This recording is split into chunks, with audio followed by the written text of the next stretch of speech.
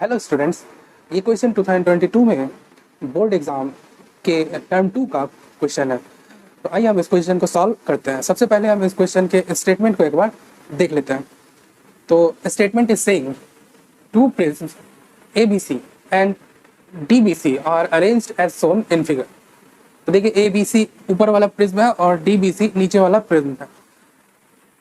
The critical angle for the two prisms with respect to air are 41.1 degree and 45 degree respectively। देखिए इन दोनों prism के लिए critical angle अलग अलग है। इसके लिए है 41.1 डिग्री, अप्रॉक्सीमेटली 41 डिग्री इसको ले लीजिए। और यहाँ पर नीचे वाले प्रिज्म के लिए क्रिटिकल एंगल जो है डेट इज 45 डिग्री। उसके बाद देखिए पूछा क्या जा रहा है, trace the path of the रे थ्रू द कॉम्बिनेशन। देखिए ये एक रे है, इसका पाथ आपको बताना है कि ये किधर जाएगा इस कॉम्बिनेशन से। तो आइए हम इस क्वेश्चन को सॉल्व करते हैं। तो देखिए ये रे जो है इस सरफेस पर परपेंडिकुलरली स्ट्राइक कर रहा है। तो परपेंडिकुलरली स्ट्राइक कर रहा है तो ये अनडेविएटेड चला जाएगा। जब भी परपेंडिकुलर स्ट्राइक करता है तो उसके पाथ में कोई चेंज नहीं होता है। तो देखिए इस सरफेस तक पहुंचा रे, अब किधर जाएगा। तो देखिए यहाँ पर दो पॉसिबिलिटी है, या तो रिफ्रैक्शन होगा और या तो टोटल इंटरनल रिफ्लेक्शन भी हो सकता है। क्या होगा, इसको जानने के लिए आपको इस पॉइंट पर एंगल ऑफ इंसिडेंस पता करना होगा। और एंगल ऑफ इंसिडेंस के लिए आपको एक नॉर्मल ड्रॉ करना होगा इस सरफेस पर। तो let's draw a normal, let's call it N.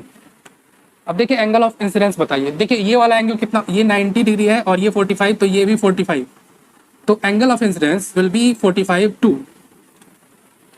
और एंगल ऑफ इंसिडेंस जब क्रिटिकल एंगल से ज़्यादा होता है तो फिर क्या होता है, टोटल इंटरनल रिफ्लेक्शन। तो इस रे का क्या होगा, टोटल इंटरनल रिफ्लेक्शन। और लॉ ऑफ रिफ्लेक्शन होल्ड करेगा। तो लॉ ऑफ रिफ्लेक्शन में क्या होगा, एंगल ऑफ इंसिडेंस और angle of reflection will be equal. Normal के साथ इतने ही 45 डिग्री से एंगल ऑफ रिफ्लेक्शन पास करेगा, तो वो रे ऑफ रिफ्लेक्टेड रे पास करेगा कुछ इस तरह से। और ये होगा एंगल ऑफ रिफ्लेक्शन, ये भी 45 डिग्री होगा। अब देखिए ये रे क्या है, हॉरिजॉन्टल है, दिस इज हॉरिजॉन्टल। और ये जो है 90 डिग्री एंगल बना रहा है इस हॉरिजॉन्टल से, तो ये वर्टिकल होगा। और डेट्स व्हाई ये एंगल भी क्या होगा 90 और ये एंगल भी होगा 90। अब इस पॉइंट पर क्या होगा, तो अगेन यहाँ पर टोटल इंटरनल रिफ्लेक्शन भी हो सकता है और रिफ्रैक्शन भी हो सकता है। क्या होगा, इसके लिए इस पॉइंट पर आपको एंगल ऑफ इंसिडेंस पता करना होगा। तो कुछ नहीं, यहाँ पर नॉर्मल रिएक्शन ड्रॉ कीजिए, let's call it N dash. ठीक है, एंगल ऑफ इंसिडेंस कौन सा होगा यहाँ पर, तो ये होगा नॉर्मल के साथ जो एंगल बना है, ये आपको पता करना है। देखिए ये 60 है, ये 90 है, तो ये एंगल कितना होगा, ये 30 होगा। दिस विल बी 30, तो ये कितना होगा 60 डिग्री एंड दिस इज 30।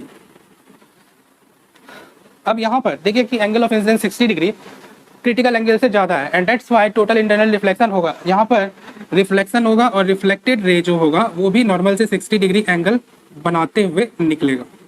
ये एंगल 60 डिग्री होगा। तो फिर ये एंगल कितना होगा, ये 60, तो ये 30 हो जाएगा, क्योंकि ये टोटल नॉर्मल के साथ कितना एंगल बना रहा है 90 डिग्री। तो ये एंगल 30 और ये कुछ इस तरह से रे जाएगा।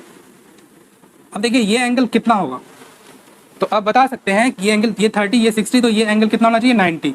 तो ये रे इस सरफेस को, DC सरफेस को परपेंडिकुलरली हिट करेगा एंड दैट्स व्हाई ये रे क्या होगा, अनडेविएटेड चला जाएगा। जब भी किसी सरफेस पर कोई रे परपेंडिकुलरली फॉल करता है तो वो क्या है कि वो उसमें उसके पाथ में कोई डेविएशन नहीं होता है। तो इस तरह से आप इस रे के पाथ को ट्रेस